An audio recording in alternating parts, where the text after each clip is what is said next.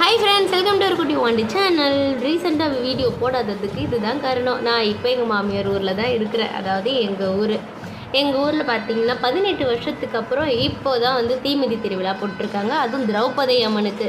இதுக்கு முன்னாடி அம்மன் கோவில் ஃபங்க்ஷன் சொல்லிட்டு வந்துட்டு போனேன். இப்போ வந்து தீமிதி திருவிழாவுக்கு அத்தை கூப்பிட்டதுனால பறந்து வந்துட்டோம். 18 வருஷத்துக்கு அப்புறமா போகிறதுனால ரொம்ப கிராண்டாக பண்ணியிருந்தாங்க. பெரிய பெரிய மேளம்லாம் வச்சு சூப்பராக பண்ணியிருந்தாங்க.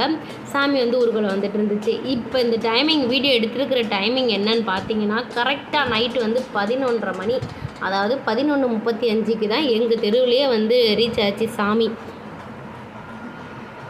ரீச் ஆச்சுன்னு சொல்கிறத விட கோவிலேருந்து புறப்பட்டதே அந்த டைமுக்கு தான். அப்போ எப்போ போயிட்டு எப்போ வரும்னு தானே கேட்பீங்க. அந்த கேள்வி வந்து எனக்குள்ளும் இருக்குது.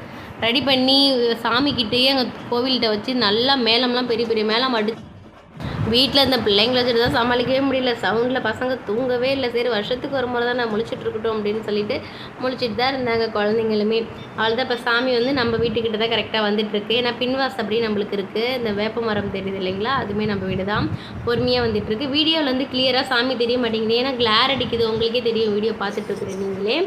நீங்கள் இந்த மாதிரி எங்கே இருந்தாலும் உங்கள் ஊர் திருவிழாவுக்கு போயிடுவீங்களா? உங்கள் ஊர் திருவிழா வந்து எப்படி இருக்குன்னு சொல்லுங்கள். நாங்கள் வந்து அர்ச்சத்தை கொடுத்துட்டு சாமி பார்த்துட்டு திருப்தியாக போய் தூங்கணும். இது வந்து அக்னி அன்னைக்கு நைட்டுன்னு நினைக்கிறேன். அன்றைக்கி தான் இந்த வீடியோ எடுத்தது. Thank you to all. Bye friends.